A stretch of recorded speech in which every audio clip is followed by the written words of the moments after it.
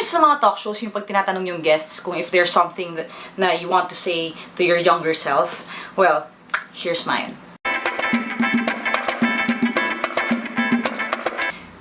Thank you for checking out my channel. Thank you for clicking on this video. This video is another Sunday motivation video in which I try to help set the tone for your next week. I make these videos pag Sundays kasi usually pag Sunday, down tayo kasi magsisimula naman yung isang work week, isang study week, and minsan hindi tayo masyadong motivated to face another Monday. So I want to catch you pag Sunday para kahit papano matulungan kayo to cope with another week. Okay, ng mga challenges and ng mga things that you can overcome. Now today, we're going to talk about something very dear to my heart kasi it's something na sana natutunan ko earlier on in life and something din na kailangan kong marinig ngayon because I'm still learning a lot about this. And that is this truth. The truth is, you cannot do everything by yourself. Now, I'm saying that because I'm the type of person who believed that day na if you want to get things done, you have to do it yourself. And I know that hindi ako unique dun sa thought na yon. In fact, I've heard other people say that din sa iba-ibang iteration na ganun din silang klase ng tao na gusto nila, kung may gagawin, sila na lang ang gumawa instead of relying on other people. Now, I'm telling you this kasi napatunayan ko na that doesn't always work. Now, I used to take pride in the fact that I'm a very independent person. I'm very self-motivated and the truth is, ayokong nangaabala ng ibang tao when it comes to things na I think kaya kong gawin by myself or at least na kaya kong aralin na gawin. In fact, one of the things na good points ko daw when I was working for a corporate company was the fact that I didn't bother yung mentors ko or yung mga people beside me sa mga bagay na kaya kong i-research by myself. I'm the type of person who would rather scour through yung files or yung mga help files ng company and susubukan ko na lang to figure it out by myself instead of asking someone kahit mas convenient yon. And the reason why I'm that type of person is because I want to do things hindi dahil feeling ko kaya ko, but ayoko mang-abala ng iba. I always felt like may inconvenience ko sila or nahihiya ako pag merong tutulong sa akin because I feel na I'm not worthy of their time. And again, hanggang ngayon, I'm still struggling with that. I'm learning, but meron pa ring room for growth. It all started kasi actually when I started making videos. I started making video lessons about 2 or 3 years ago. And during that time, I didn't have the resources to start it up. I didn't even have a decent camera. Pero nung nag-snowball na siya and dumadami na yung mga people who were asking for my help, one of the first things that happened was yung struggle regarding finding good clothes to wear. Syempre kasi when you're teaching, lalo na when you're going out of town teaching, kailangan mo ng decent na suit jacket or decent na slacks, kailangan mo ng mga jackets na formal naman or at least semi-formal. And what happened then was I was attending a birthday celebration with one of my ates in CCF, and she started giving away her clothes. Now, I'm not the type of person who would accept handouts, okay? Nahihiya ako kasi humingi from anyone else. I would rather save my own money and buy my own stuff than get other people's stuff, okay? Now, for a long time, I thought I was being humble dun sa pagiging ganun ko kasi nga hindi ako humihingi ng tulong. However, I realized dun sa moment na yon na although it's really good to give and I didn't have any struggles actually with giving people stuff, pero ang natutunan ko about myself is that I struggle with receiving. Okay? And during that entire experience, I even wrote an article regarding that. You can find it in the link in the description box below. There is a gift din, yung gift of receiving. And being open to receiving things, receiving help from others is not really a bad thing. In fact, it's a good thing.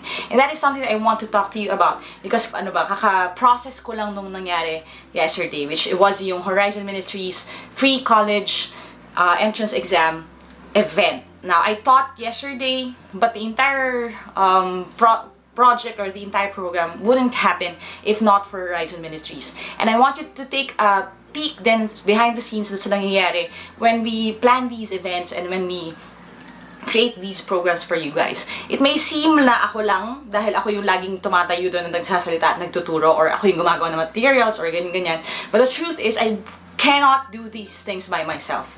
Now, it all started really with just me, my camera in my room. However, one thing na natutunan ko is that if you want to grow, hindi siya talaga posible kung ikaw lang mag-isa. You will really need help. And the truth is, kung hindi ka hihingi ng tulong, it will limit your success. And I will tell you more about that in a bit. Now, yung nangyari yesterday sa Horizon Ministries is really like this, okay? I wanted to create a venue for learning kasi I knew na maraming tao or maraming kids ang gustong makapasok sa mga colleges, state colleges, and good universities, pero hindi sila equipped enough to pass those exams kasi hindi masyadong maganda yung educational system, or they haven't had the privilege of being taught by a good math teacher or a good English teacher, kaya hindi sila well equipped. Now, the problem with that is it hinders them from reaching their full potential. So I thought, if we can catch these high schoolers or the senior high students na papunta pa lang ng college, maybe we can help them get into good colleges para pag nakagraduate sila in good colleges, then they can get better jobs, or then they wouldn't need me anymore sa civil service review. Now, I tried to do that by myself. I did look for venues. I wrote a lot of people, a lot of churches, and reached out to tell them kung magbubukas sila ng pinto for this ministry opportunity. I wrote letters, I wrote proposals, I called people up. But the truth is, not a lot of people responded. And I was starting to get frustrated kasi I thought na again, if I wanted to get things done, I have to do it by myself. And what happened was, earlier this year kasi we held a civil service review event din free sa Horizon Ministries. And I did not approach them right away kasi nahihiya ako. Eto na naman ako, nahihiya na naman ako. Okay? Nahihiya na naman ako humingi ng tulong sa kanila kasi sabi ko, tinulungan na nila kami so much earlier this year. Parang nahihiya naman ako humingi na naman uli sa kanila. But the truth is, kung hindi ko yung ginawa, then yesterday, kung ano yung nangyari yesterday, wouldn't have happened. We helped hundreds of students out yesterday. Now, I want to tell you guys na, again, if hindi ako humingi ng tulong, it wouldn't happen. What I did was, I basically asked, I sent a message Tuesday morning kay Pastor Manrick and kay Pastor Miles to ask if they would consider lending us a venue. They offered their new building in Cubao. And even nung nag-uusap pa lang kami, within 30 minutes, nakapag-desisyon na kung anong date, na go na, i-announce na at bubuksan nila yung kanilang venue for up to 350 students.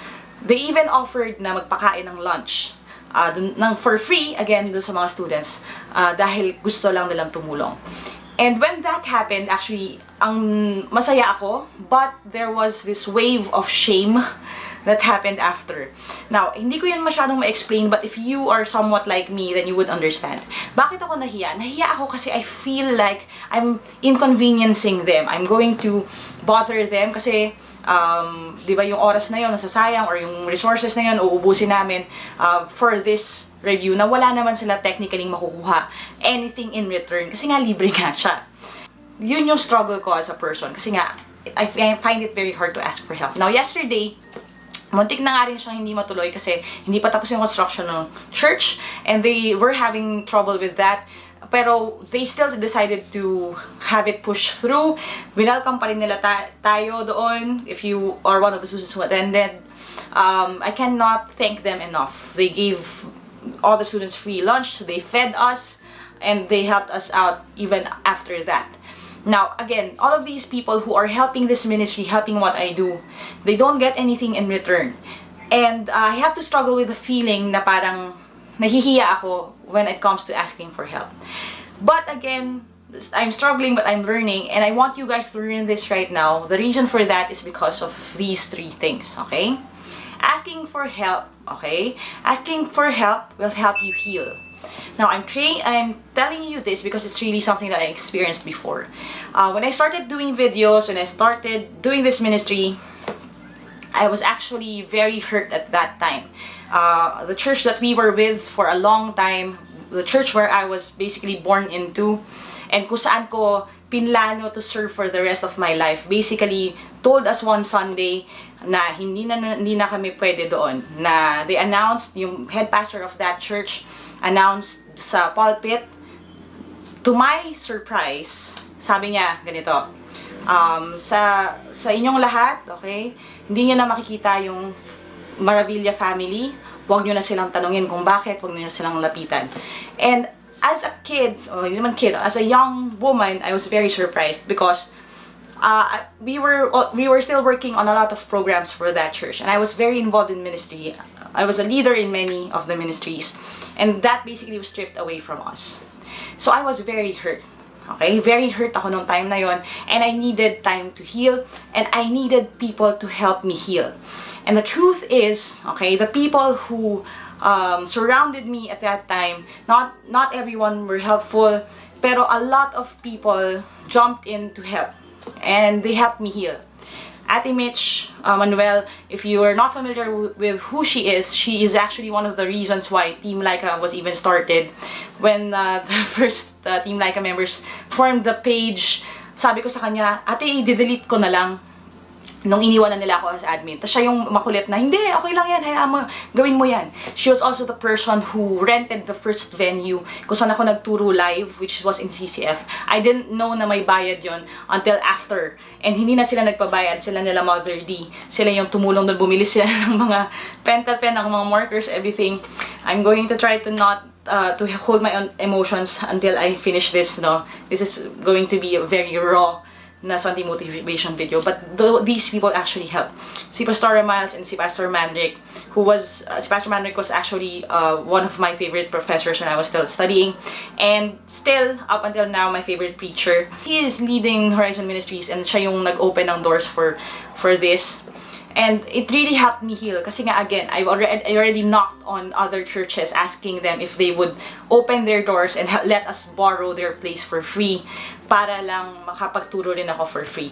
And the way that he handled it, the way that he answered na, sige, likes, anong kailangan mo, I will be here for you, that also helped me heal. It helped me believe that there are still good Christian men, leaders ng Christian churches out there. And that really helped me heal. So if you are struggling right now, be open to help, okay? Other people are willing to help you and they will help you heal. Tumanggap kayo ng tulong, or kung better yet, humingi kayo ng tulong, because laging merong ready na people who will help you out. Now, the second thing that is going to help you pagdating sa pagtanggap ng tulong sa ibang tao is that accepting help will help you become more humble. Now, I'm telling you this again by experience, no? Kasi for a long time, believing na I can do things by myself, okay? I opened the door for pride, okay? I was a very proud person before, and alam niya ng mga people about me.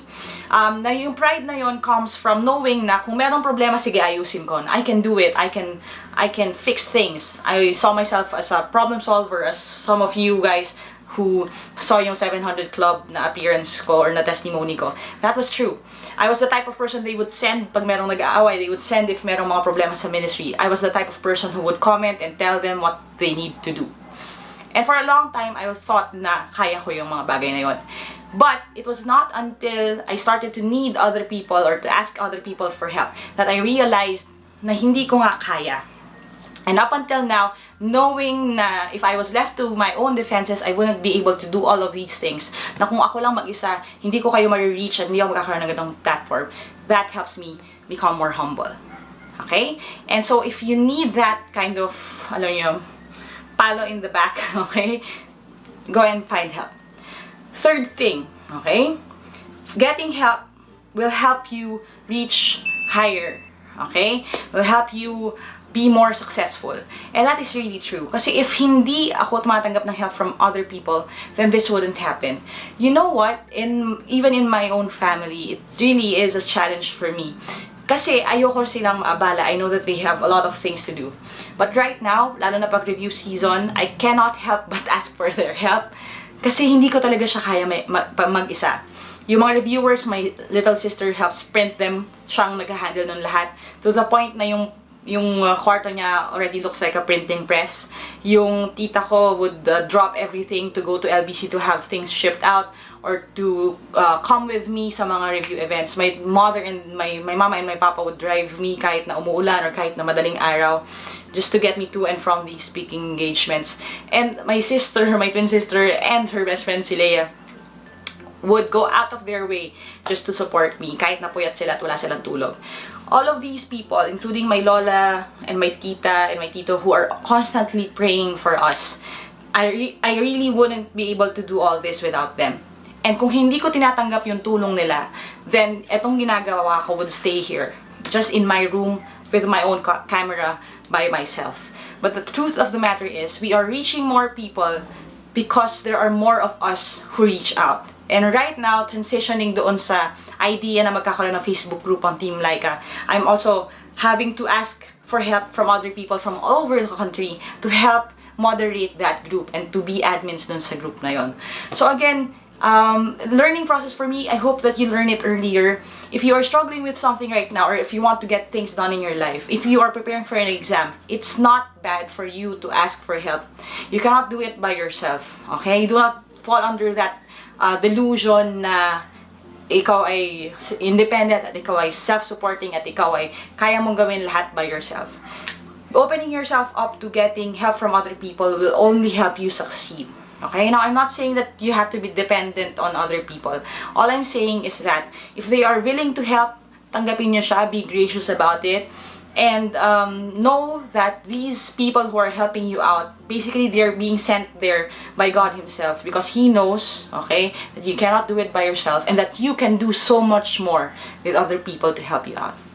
So, I know that this can be a struggle for all of you guys, but as someone who is a recipient of help from other people, I hope that you would be open to that idea as well. So thank you guys for watching. Sorry, medyo raw yung post and medyo baka mahaba rin. But really, I'm speaking from my heart. Actually, pang ilang take na nga to kasi lagi akong nagbe-breakdown trying to explain this. But I hope you were motivated this week. And if you were, and you think someone else needs to hear this also, you can share this to them. Baka sakaling mamotivate din natin sila. Go and be a blessing, guys. And as always, if you want to find out when the next video is posted, you can click subscribe, hit the bell icon to know kung ready na siya. And if you want to reach out to me directly, if you want motivation, advice, or anything like that, you can go to www.facebook.com/AteLyqaMaravilla. If you want tips, tricks, and techniques when it comes to exams like civil service or UPCAT or LAE or PhilSat, you can go to www.facebook.com/TeamLyqa.